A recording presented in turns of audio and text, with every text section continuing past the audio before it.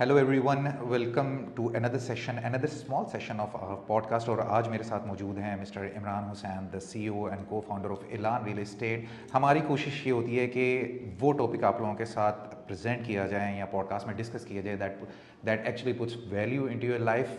कब property bye करनी है, कहाँ प्रॉपर्टी बाय करनी है, किस तरह की चीज़ों पे ध्यान देना है। सो इंस्टेड ऑफ कि मैं ज़्यादा इंट्रोडक्शन दूँ, लेट्स आस्क हिम। सर कैसे हैं आप? कैसे हो फात? ठीक ठाक हो। पहले तो मैं ये बताना चाहता हूँ कि मेरा तकरीबन कोई टोटल ज़िंदगी में 30 साल का एक्सपीरियंस है। मैंने बहुत सारे बिजनेसेस किए पाकिस्तान में, और फिर उसके बाद मैं तकरीबन कोई 2013 के एंड पे, 2014 के एंड पे, 2014 में मैं दुबई आ गया। और मैंने यहाँ पे स्टार्ट ही इनिशली जो है रियल एस्टेट से किया। उससे पहले मैं पाकिस्तान में एडवर्टाइजिंग का बिज़नेस भी करता रहा हूँ, और इंटीरियर डिज़ाइनिंग का भी, और इवन मेरा कारपेंट्री का यूनिट भी था। So I have a lot of experience there. और फिर अब यहाँ आने के बाद भी तकरीबन कोई कम से कम 400-500-600 ट्रांजैक्शंस का मेरे पास तो मिनिमम एक्सपीरियंस होगा। तो ये क्लाइंट्स की तरफ से बहुत एक कॉमन क्वेश्चन होता है कि हमें कहाँ इन्वेस्ट करना चाहिए। एग्जैक्टली। तो इसका इतना लंबा जवाब है कि हमें कई वीडियोस बनानी पड़ेंगी क्योंकि इसमें जो है ना फहद, असल में इन्वेस्टमेंट कितनी तरह की होती हैं ये भी इन्वॉल्व है। और कोई भी चीज़ ख़रीदनी जो सी होती है ना, वो मोस्ट इम्पॉर्टेंट थिंग कि आपको कब ख़रीदनी चाहिए। ये नहीं इम्पॉर्टेंट होता कि आपको क्या ख़रीदना है, इम्पॉर्टेंट ये होता है कि आपको कब ख़रीदनी चाहिए। बहुत सारे जवाब खुद बायर के पास होते हैं, लेकिन अगर वो एक गलती, टाइमिंग की गलती करेगा तो वो कभी रिकवर नहीं हो सकती। उसके लिए चले मैं आपको एक स्टोरी सुनाता हूँ। मेरे क्लाइंट वो अमेरिका में रहते हैं, और माशाल्लाह इतने बड़े क्लाइंट हैं कि उनके पास शायद फरारी हो, और वो क्या कहते हैं मल्टीपल प्रॉपर्टीज़ के ऑनर हैं, बल्कि क्या कहते हैं अमेरिका में। और उनकी यहाँ पे भी कुछ 6-7 प्रॉपर्टीज़ थी जो मैंने सारी बेची। तो 2014 में बेसिकली मेरी उनसे मुलाकात हुई, और उनकी मैंने 6-7 साल प्रॉपर्टीज़ मैनेज भी की। तो उनकी स्टोरी कुछ ऐसी थी कि उनकी एक सास ने एक अपार्टमेंट ख़रीदा 2011 या 12 में, लेक सिटी टावर जो है एक JLT में जगह है, ठीक है ना। और वहाँ पर उन्होंने 1 बेडरूम ख़रीदा, और आप शायद यकीन ना करोगे ज़्यादा 4 लाख दिरहम का उन्होंने वो 1 बेडरूम ख़रीदा। और 2014 में at certain point of time मैंने उनको 1 मिलियन दिरहम उस अपार्टमेंट की ऑफ़र दी। हाँ। और लेक सिटी टावर जो लोग जानते हैं दुबई को या जानना चाहते हैं, तो एक अच्छी प्रोडक्ट है, JLT की अच्छी लोकेशन है, बट स्टिल टाइगर उसका डेवलपर है, और थोड़ी सी जो है वो बहुत हाई फाई प्रॉपर्टी कंसिडर नहीं की जाती। ठीक हो गया, ठीक हो तो गया। और कुछ अरसे बाद उन खातून ने वो ऑफ़र मेरी एक्सेप्ट नहीं की, और कुछ अरसे के बाद सेम 2-3 साल बाद मैंने वही सेम अपार्टमेंट उनका 750,000 में बेचा।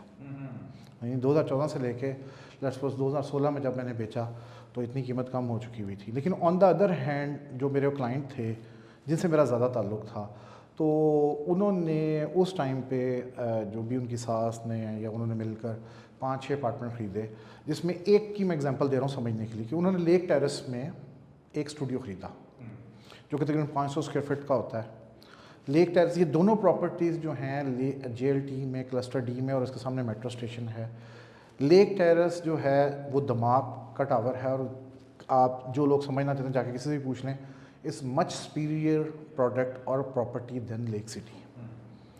लेकिन उन्होंने क्योंकि टॉप जब मार्केट हाई थी ख़रीदा, तो 9 लाख दिरहम का स्टूडियो ख़रीदा, और उसके बाद उसकी प्रॉपर्टी की वैल्यू डिक्लाइन होना शुरू हो गई।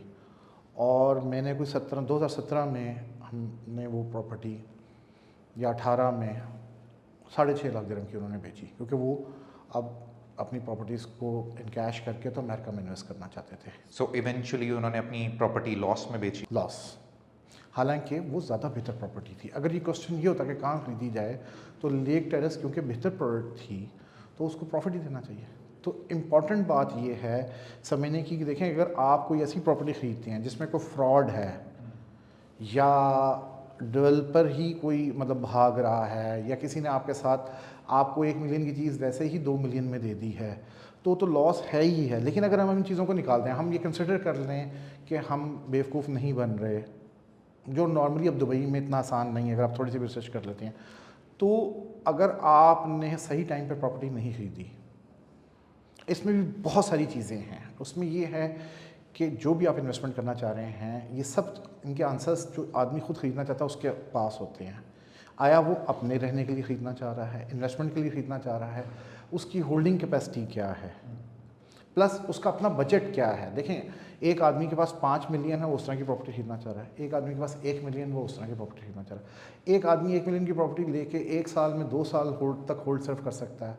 एक आदमी 1 मिलियन की प्रॉपर्टी लेके, कोई शख्स, एक बायर 5-10 साल के लिए। तो सब सिनेरियोज में चीज़ें डिफरेंट हो जाती हैं। तो इनका आंसर्स हम ठीक हो गया, बहुत सारी आगे वीडियोस करेंगे जिसमें हम इन्वेस्टमेंट को भी कंसिडर करेंगे, इसमें हम ROI को भी कंसिडर करेंगे, जिसमें हम कैपिटल गेन को भी कंसिडर करेंगे, डिस्कस करेंगे, और प्रॉपर्टीज़ को कैसे मैनेज किया जाता है। अगर आप खुद रह रहे हैं तो तब क्या देखें, और अगर आप उसको एज ए इन्वेस्टमेंट पर्पज, जो कि मोस्ट मतलब ज़्यादा लोगों का केस होता है, तो उसमें वो कैसे उसे कर सकते हैं बेनिफिट, हम हर चीज़ को 1 बाय 1 डिफरेंट वीडियोस बना के डिस्कस करेंगे। सो यू मीन लोकेशन जितनी भी अच्छी हो, but it all depend on कि किस वक्त आपने प्रॉपर्टी बाई की है। मैं यही बताने की कोशिश कर रहा हूँ कि ये ज़्यादा इम्पोर्टेंट है कि आपको मतलब प्रॉपर्टी कब लेनी चाहिए। इसकी मिसाल ऐसे है कि जैसे इस टाइम पाकिस्तान में प्राइसेस बहुत लो लेवल पे हैं। अगर आज आप ख़रीदेंगे या थोड़ा सा और वेट करके जब प्राइसेस थोड़ी सी बेहतर होना शुरू होंगी तो आपको प्रॉफिट ही होगा। पाकिस्तान के लोग क्या समझते हैं, जैसे ये डिफरेंट, मैं जो भी बात कर रहा हूँ ये बात दुबई के लिए, पाकिस्तान के लिए, इंडिया के लिए, UK के लिए, हर जगह के लिए वैलिड है। पाकिस्तान में बहुत सारे लोगों को लगता है कि सिर्फ प्रॉपर्टी की कीमत बढ़ती है, ऐसे नहीं होता। प्रॉपर्टी की कीमत जो सी होती है वो पाक रुपीज़ में हमें नज़र आती है, लेकिन असल में वो डॉलर से कनेक्टेड होती है। तो जब करेक्शन आती है, पहले तो हमें ये समझना चाहिए कि करेक्शन होती क्या है, जिसके ऊपर भी हम एक अलग वीडियो करेंगे। हर मार्केट में करेक्शन आती है। रियल स्टेट का टाइमिंग का एक साइकिल होता है। अगर हम उस साइकिल को नहीं समझते, हम जितनी मर्जी अच्छी प्रॉपर्टी ले लें, हमें उसमें लॉस होने के चांसेस हैं। अगर आप रियल स्टेट में आना चाहते हैं, आप प्रॉपर्टीज़ ख़रीदना चाहते हैं, तो आपको रियल स्टेट का साइकिल समझना पड़ेगा। आप कौन सी प्रॉपर्टी लेते हैं, उसका फ्लोर प्लान कैसा है, उसका व्यू कैसा है, उसकी लोकेशन कैसी है, ये सब प्लस प्लस प्लस हैं। जैसे मैंने मिसाल में बताया कि प्रॉपर्टी भी लेंगे लेकिन राइट टाइम पे लेंगे तो आपको प्रॉफिट देगी। इमरान भाई, थोड़ा सा ROE और ROI को भी एलैबोरेट करना है। किसी भी प्रॉपर्टी के जो इनकम के 2 चीज़ें हैं, एक ROI है और बल्कि एक चीज़ ROE भी है, जिसे रिटर्न ऑन इक्विटी कहते हैं। ROI रिटर्न ऑन इन्वेस्टमेंट है, हम इसको भी डिस्कस करेंगे। और एक चीज़ कैपिटल गेन है। ये दोनों अलग चीज़ें हैं। जब हम प्रॉपर्टी ख़रीदते हैं, अगर हम उसको रेंट पे देते हैं तो हमें जो उससे रेंटल इनकम मिलती है, हम इसको रेंटल यील्ड कहते हैं, और उसके ऊपर क्या एक्सपेंस इनकर्ड होगा माइनस करके, और क्या उसके सर्विस चार्जेस हैं, हमें उसकी एक रेंटल यील्ड मिलती है, जो हर इन्वेस्टर चाहता है कि मैक्सिमम हो। मेरे ख्याल फ़ाद हम इस वीडियो को यहाँ ख़त्म करते हैं और इसके डिफरेंट पार्ट्स बनाते हैं और इसको एलैबोरेट करते हैं। ठीक हो गया। अगर आप थोड़ा सा भी गलत फैसला करेंगे तो आपके पास ज़्यादा लंबा इंतज़ार करने की स्ट्रेंथ होनी चाहिए। अगर आप चाहते हैं कि प्रॉपर्टी खरीद के 6-8 माह में आपको कैपिटल गेन हो, तो this is not the right time for ready properties. अगर आप ऑफ प्लान प्रॉपर्टी में इन्वेस्ट करते हैं, तब सिनेरियो डिफरेंट। तो इन एक एक चीज़ के ऊपर ये कई चीज़ें बन जाएंगी। Alright, the most important question is, जो सारी चीज़ आपने एलैबोरेट की डेफिनेटली, कि इंस्टेड ऑफ कि कौन सी प्रॉपर्टी बाय करने चाहिए से ज़्यादा बेहतर है कि किस वक्त प्रॉपर्टी बाय करनी चाहिए। सो मुझे लगता है कि we need to conclude this discussion with the answer जो मैं आपसे चाह रहा हूँ कि इसका सोल्यूशन क्या है। अगर किसी शख्स ने गलत टाइम पे प्रॉपर्टी बाय कर ली है तो वो किस तरीके से उसको रिकवर कर सकता है। इसके सोल्यूशन पे भी अगर थोड़ी बात करें, then we can go towards the conclusion of this topic. देखें, अगर आप गलत टाइम पे प्रॉपर्टी खरीदते हैं तो सिर्फ आपकी जो स्ट्रेंथ है कि आप कितना अर्सा वेट कर सकते हैं, क्योंकि साइकिल के मुताबिक अगर आप पीक के ऊपर ख़रीदेंगे तो दोबारा पीक पे बेचने के तब भी आपको प्रॉफिट बहुत ज़्यादा नहीं होगा। रेडी प्रॉपर्टी में आपको दूसरी पीक का इंतज़ार करना पड़ेगा। हाँ, दूसरी पीक कम से कम 4, 5 या 6 साल के बाद दोबारा आती है। तो इसका मतलब इफ़ यू हैव ना होल्डिंग कैपेसिटी, जैसे मैंने जिन क्लाइंट की बात की, आज दोबारा उस स्टूडियो की कीमत 8.5-9 लाख दिरहम है। अगर उन्होंने 2014 में ख़रीद के 2017 या 18 में 6.5 लाख का ना बेचा होता तो आज वो दोबारा 9 लाख दिरहम का बेच सकते थे। इतने अरसे में उनको जो रिटर्न ऑन इन्वेस्टमेंट मिल सकती, जो रेंटल इनकम थी, जो कि कोई मैं वो स्टूडियो 65,000 70,000 में रेंट करता रहा हूँ, तो इसका मतलब है कि रिटर्न ऑन इन्वेस्टमेंट तो आ रही थी, बट उनको कैपिटल गेन में लॉस हो गया। आप इस चीज़ पे देख लें कि 4-5 साल उन्होंने रखा, एवरी ईयर उन्होंने एवरेज 60,000 रेंट लिया, तो इसका मतलब है कि अगर 4 ईयर्स बाद उन्होंने बेचा तो तकरीबन आप कह लें कि 280-300,000 उन्होंने रेंट, या मतलब 280,000 रेंट हासिल किया, और बाद में कैपिटल गेन में वो सब उन्होंने लॉस कर दिया, ऑल दो उन्होंने एक अच्छी प्रोडक्ट खरीदी थी। सो अगर आप गलत टाइम पे ख़रीदें तो आप ये समझ लें कि फिर आपका वेटिंग टाइम, सब्र, वो लंबा है। तो प्रॉपर्टी कौन सी ख़रीदनी के लिए, कब ख़रीदनी, बहुत इंपॉर्टेंट है। अगर आप इस चीज़ पे अमल नहीं करेंगे तो बाज़ का मतलब बहुत मुमकिन है कि जो आपका सब्र करने का या होल्ड करने का टाइम इतना लंबा हो जाएगा कि शायद आप नहीं कर सकेंगे, और इसी सूरत में आपको पैसों की ज़रूरत है, आपको बेचना पड़ेगा और आपको लॉस में बेचना पड़ेगा।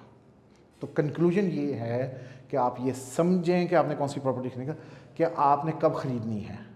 अगर आपका केस ऐसा है कि पास अभी ऐसे पैसे हैं और आप चाहते हैं कि ये किसी चीज़ में कन्वर्ट हो जाए, तब भी आप ये सोच के ख़रीदें कि आपको लंबा आपने बेचनी नहीं है, आप लंबा, तो आपको रिटर्न ऑन इन्वेस्टमेंट ROI तो मिलता रहेगा, लेकिन कैपिटल गेन के लिए आपको सब्र करना पड़ेगा। मतलब मैं आपको उसकी मिसाल देता हूँ कि मेरे क्लाइंट हैं पाकिस्तान के, जिन्होंने कि तकरीबन कोई पाकिस्तानी 80 करोड़ रुपए के एसेट्स हैं, और उन्होंने मुझे कुछ अर्सा पहले कहा कि मतलब उसमें कुछ उनकी प्रॉपर्टीज़ जो हैं DHA में, कुछ एक स्पेशल टावर है, मैं नाम नहीं लेना चाहता, उसमें कुछ उनकी शॉप्स हैं, कुछ बहरिया में हैं। तो वो मेरे पास आए, मेरे बीइंग अ रियल्टर मेरे लिए बहुत अच्छा था कि मैं उसे बेचूं वहाँ पे भी, क्योंकि मेरी एक ब्रांच जो है लाहौर में भी, मैं उसको बेचूं और मैं वहाँ पे उनसे कमीशन लूँ, फिर यहाँ वो ख़रीदेंगे, फिर मुझे प्रॉफिट होगा। लेकिन मैंने उनको ये मशवरा दिया कि क्योंकि पाकिस्तान की मार्केट इस टाइम लोएस्ट पॉइंट पे है और दुबई की मार्केट इस टाइम हाईएस्ट पॉइंट पे है, अगर आप इसको बेचेंगे तो वहाँ पे भी आप लॉस करेंगे, फिर जब आके आप हाईएस्ट पॉइंट पर ख़रीदेंगे तो कभी दोबारा आपको प्रॉफिट होने के लिए बहुत मुश्किल काम हो जाएगा।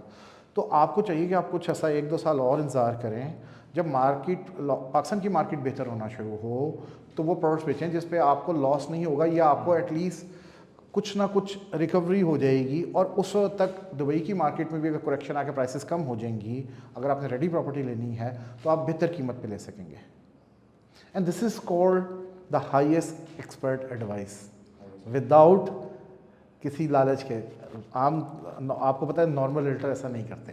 तो हम इस वीडियो को यहाँ कंक्लूड करते हैं, और जो है 1 बाय 1 हम तमाम जो छोटी छोटी चीज़ें हैं उन पे एक अलग वीडियो बनाना शुरू करेंगे, और अगर हमारे जो व्यूवर्स हैं उनको इन तमाम बातों का जवाब मिल जाएगा, कहाँ ख़रीदनी चाहिए, कब ख़रीदनी चाहिए, किसी अपकमिंग कम्युनिटी में खरीदनी चाहिए, किसी मैच्योर कम्युनिटी में ख़रीदना चाहिए, किस तरह रिटर्न ऑन इन्वेस्टमेंट कमानी है, किस तरह कैपिटल गेन को इंश्योर करना है, कब रेडी प्रॉपर्टी खरीदनी चाहिए, कब ऑफ प्लान प्रॉपर्टी खरीदनी, इस किस्म के तमाम सवालात का हम डिफरेंट वीडियोज़ में जवाब देंगे। Well, thank you everyone for listening this small podcast with Imran Hussain regarding instead of कि जो टॉपिक था कि कौन सी प्रॉपर्टी बाय करनी चाहिए से किस वक्त प्रॉपर्टी बाय करनी चाहिए, which is actually most important point. And I hope कि आप जो लोग इन्वेस्टर्स हैं, जो लोग प्रॉपर्टी बाय करना चाहते हैं, उनके लिए उनके नॉलेज में हम लोगों ने थोड़ी सी वैल्यू ऐड की होगी। उम्मीद है आप लोगों को ये डिस्कशन अच्छी लगी होगी। For further important valuable topics, ये बिल्कुल भी स्क्रिप्टेड नहीं होता, it's totally natural going on discussion with our CEOs, with our staff, with all the important realtors. बहुत सारे टॉपिक्स आने वाले हैं। सो इस तरह की वैल्यूएबल इन्फॉर्मेशन लेने के लिए हमारे चैनल को देखते रहिए। Thank you so much. Thank you.